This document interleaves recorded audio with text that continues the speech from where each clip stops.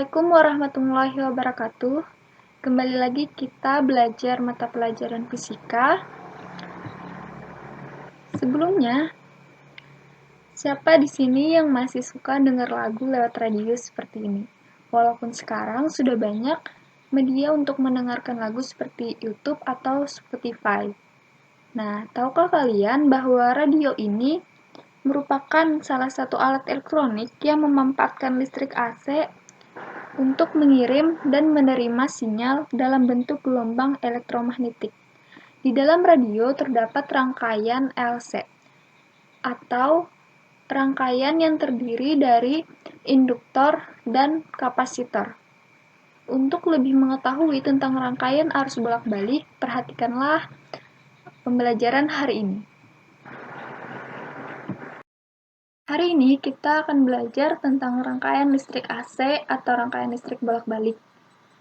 Untuk hari ini yang kita pelajari adalah rangkaian yang murni, yaitu resistif, induktif, dan kapasitif. Untuk tujuan pembelajaran, peserta didik dapat menganalisis arus dan tegangan pada rangkaian resistif, induktif, dan kapasitif. Peserta didik dapat menganalisis diagram fasor pada rangkaian resistif, induktif, dan kapasitif. Rangkaian yang pertama, yaitu rangkaian resistif. Rangkaian resistif adalah rangkaian yang terdiri atas hambatan R yang dihubungkan dengan sumber tegangan AC.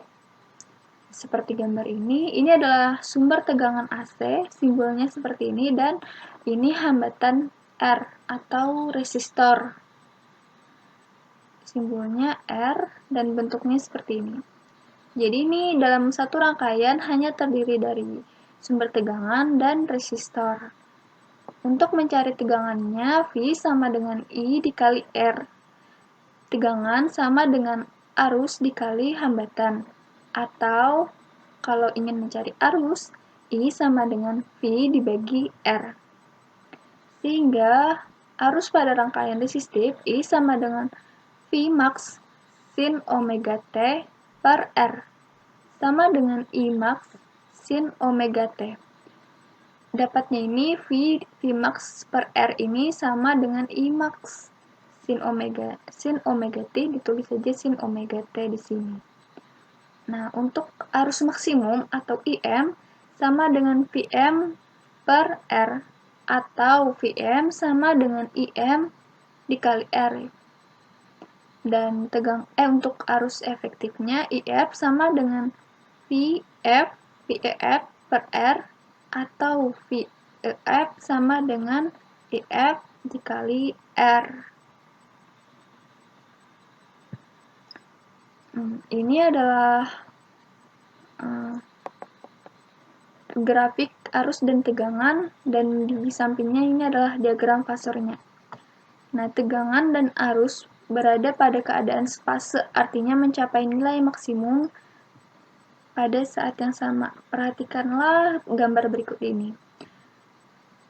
Tegangan, dan ini untuk tegangan warna biru dan arusnya warna jingga, dia itu sama, datangnya sama-sama pada saat yang sama. Jadi gambarnya sama seperti ini. Artinya ini sepase, sehingga diagram fasornya seperti ini, sama sudutnya. Rangkaian yang kedua adalah rangkaian induktif. Rangkaian induktif adalah rangkaian yang terdiri atas induktor L yang dihubungkan dengan sumber tegangan AC. Hambatan pada rangkaian induktif didefinisikan sebagai reaktansi induktif atau XL. Nah, pada rangkaian ini adalah sumber tegangan, dan ini induktornya. Jadi hanya terdiri atas sumber tegangan dan induktor. Untuk tegangannya, V sama dengan V max sin omega T ditambah V per 2, satuannya itu volt. Arusnya sama dengan sebelumnya, I sama dengan IM sin omega T. Dan tegangan maksimal sama dengan XL atau reaktansi induktif dikali dengan I maksimum. Dan tegangan induktifnya sama dengan reaktansi induktif dikali dengan arus di sini. Nah, ini adalah grafik dan diagram fasornya. Pada rangkaian induktif murni, tegangan mendahului arus sebesar 90 derajat. Jadi, saat tegangannya sudah sampai di sini, arusnya masih di sini. Nah, dia mendahului arus 90 derajat. Jadi, diagram fasornya ini tegangannya, sedangkan arusnya di sini. Kalau kita hitung, ini adalah 90 derajat atau tegak lurus. Jadi dia mendahului arus. Rangkaian yang terakhir adalah rangkaian kapasitif.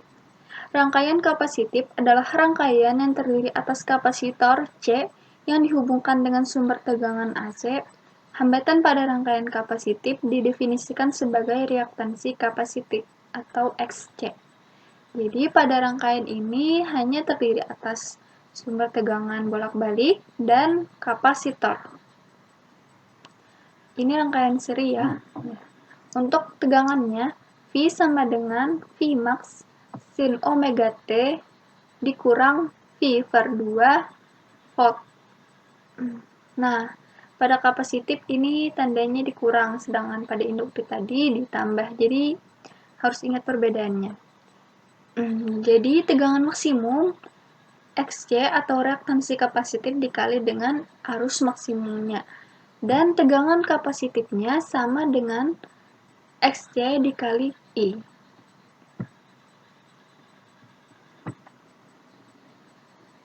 Nah, untuk grafik dan diagram fasornya, pada rangkaian kapasitif murni ini tegangan terlambat sebesar 90 derajat. Jadi, saat arus sudah di sini, tegangannya masih di sini, di 0. Jadi, lebih dulu arus daripada tegangan. Nah, untuk diagram fasornya seperti ini. Ini adalah tegangannya dan ini adalah tegangan, ini adalah arusnya. Jadi dia terlambat 90 derajat. Selanjutnya kita ke contoh soal. Suatu rangkaian induktif AC memiliki tegangan V sama dengan 33 sin omega T plus V per 2 volt dan arus listrik I sama dengan 10 sin omega T. Tentukan reaktansi induktif dari rangkaian tersebut. Nah, pertama kita tuliskan lebih dahulu apa yang diketahui dan ditanya. Yang diketahui adalah tegangan dan arusnya, dan yang ditanya adalah reaktansi induktif atau XL.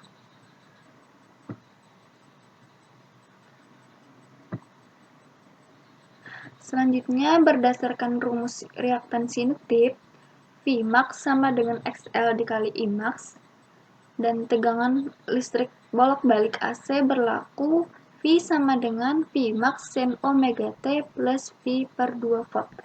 Persamaan ini kita ketahui dari rangkaian induktif tadi.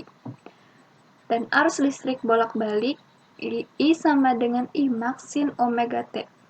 Maka dari soal V sama dengan 33 sin omega T plus V per 2 volt, dan rumusnya V sama dengan V max sin omega T plus V per 2 volt. Dari sini kita dapat ketahui bahwa tegangan maksimumnya adalah 33. Nah, ini 33 adalah tegangan maksimumnya. Selanjutnya untuk arusnya, dari soal I sama dengan 10 sin omega 3, dan dari rumus arus untuk reaktansi induktif, I sama dengan I max sin omega T. Jadi dari rumus ini dan dari soalnya kita ketahui bahwa untuk arus maksimumnya adalah 10 ampere. Nah, di sini. Kita ke rumus lagi. Untuk lebih dulu kita cari dulu tegangan maksimumnya. Tegangan maksimum sama dengan XL dikali I maksimum. Jadi tegangan maksimumnya 33, XL adalah yang kita cari dan arus maksimumnya adalah 10 ampere. Jadi, XL sama dengan 33 bagi 10. Jadi, untuk reaktansi induktifnya adalah 3,3 ohm. Sekian untuk pelajaran hari ini. Salah hilap mohon maaf. Wassalamualaikum warahmatullahi wabarakatuh.